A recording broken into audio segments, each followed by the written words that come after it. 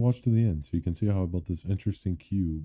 Okay, so the basic function of this mod that kind of builds everything is if we take another portal here. I'm not going to cut the corners, we don't do things cheap around here. And I take this flint and steel and I go ahead and light the nether portal. It's going to take a second to load, and what will happen is you can see it's a seamless connection to the nether on both sides here. So I can just walk right through here. There's no loading screen. And you see there's this nether fortress here. I back into this. The nether fortress is easily seen on the other side. And it works. Like, there's a village there, but if I go around here, then the village is over there because it came out the other side. And so this is going to enable us to do all kinds of things when we get into making our own portals. Okay, so the next thing that I want to show off is just an end portal. It works in a similar way. Just like how the end portal normally does. So it's going to be like a one-way portal. I'll just go ahead and demonstrate this for you guys. And it's actually pretty cool. You can see right into here that dragon is moving. So all this is loaded and simulated just like normal chunks, which can get weird if you combine with other mods, but I'll just jump in here to show you. Once we jump through, there's no portal to go back.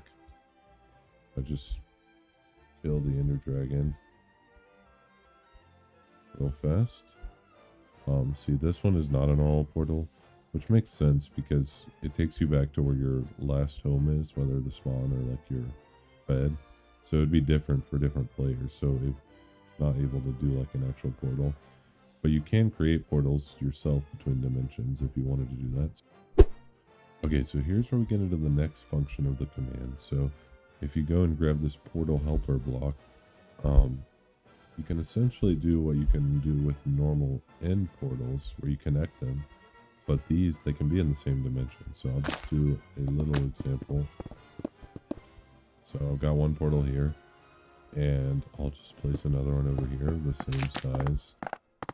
And so you light it just the same way a normal portal was. Right now I'm looking at this house, and now I'm looking at it from a different angle because when I look through here, I'm actually seeing out of here. And same for here, like, it looks like the end portal's right in front of me, but really it's a little bit to the right. And this is hard to tell because these portals are so close together. And once you build these end portal frames, you can like replace them with anything. But like I can just show you, it can get a little weird if you use like different blocks on each side. If I use like stripped wood over here and then oak wood over here, then when I look through the portal, it's like half and half. And we'll get to later, there's ways you can move the portal so it's like on the block line and not right in the middle. But this is going to be the basic function of the portal helper block, which is not what I usually use, but it's a good way to start and to start understanding portal. So another thing to do is to grab this, completely remove the portal stick, because having a lot of portals just sitting around your world can cause problems. So if I just right click this, all these portals go away. Okay, so now you see I've created this other portal here that's kind of similar. So if we look at the inside, it's 2 blocks wide and 4 blocks tall, so 2 by 4. And if I come over here and I make this one, I'm going to scale it down. It's going to be 1 block wide and 2 blocks tall on the inside. And normally this would be too small for another portal, but the limitations here are pretty small, so you can do a lot with these. So I'm just going to light this.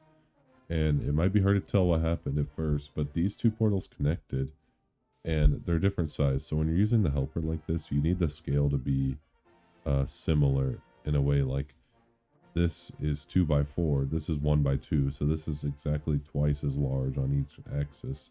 I can do like 2 by 4 and then 2 by 5 because the ratio isn't the same for the portal size. Because I need this rectangle to connect to a rectangle that is scaled down, if that makes sense. So what you'll see here that's actually cool is if I walk through here, I went from the big portal to the small portal, and now I'm small. So an easy way to kind of understand this is right now I'm like half the size of this portal. I'm 2 blocks tall, this is 4 blocks tall. If I walk through here, I'm now half the size of this portal. Obviously not counting the top, just counting the inside. I'm 1 out of 2 blocks. And it works the same way the other way around. On this portal, I'm exactly big enough to fit into this. So when I walk out, I'm exactly big enough for this. Because the portal is scaled like 2 to 1, if I walk through the big one to the small one, I'll become twice as small.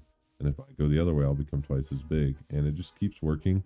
So I'm now half size. If I walk through here, I'm now quarter size. And so you can just keep doing this forever. I mean, eventually it's going to be like impossible to see anything and you'll get lagged out. A good thing you can do though is you can get this stick, reset your scaling made by portals, and you'll just go back to normal size. So I'll go ahead and delete this with my handy stick. So far, we've kind of been limited by full Minecraft blocks, as you can see, whether it's an end portal, another portal, like this is 1x2. So while these portal helpers are good for understanding, we've got these wands. The main one that I use is create. Right now, you know, we've been using these blocks, but what if I wanted to, you know, create a portal that is not so easily made by these, or if it's in a build, you don't want to like have to break blocks, place these, and then place them back with the original. Like let's just use this village door for an example. So I will break the door for now. Let's say I want the portal to be right here. I can go ahead and do this to place the bottom left and the bottom right corner. And then I can create the size, and you can see, look, I can even make it half a block, or I can make it like an irregular shape by going back. But for this, you know, I just want a basic shape, 2x1. What I've done here is I've created this little outline for a door. So what if I want this villager's house to go into this guy's house? So what I'll do is the same thing, place bottom left, bottom right, and top. So I'll just do a quick command to fix that. I'll break this guy's window and I'll place some blocks inside so we can get a little example. Put some trapdoors in this guy's house.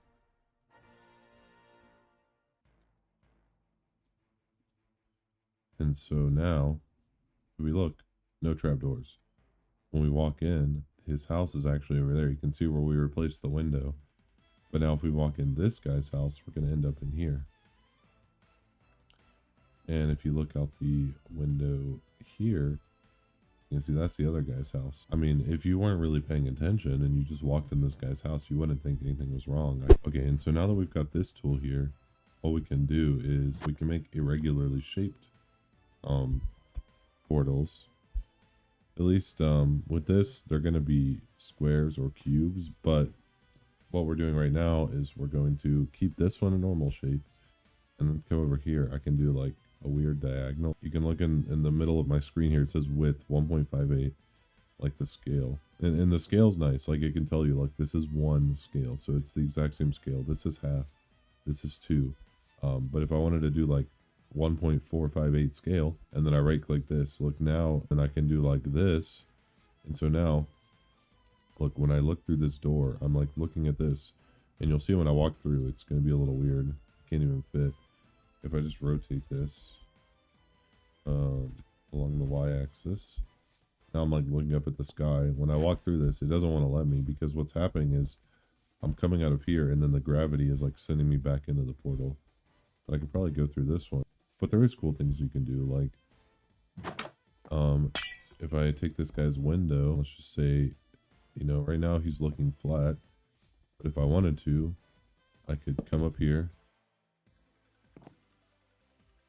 just go ahead and place the window right here. And so it looks a little strange from up there, but if I look down here, you know, it's kind of hard to tell. Let me get rid of these.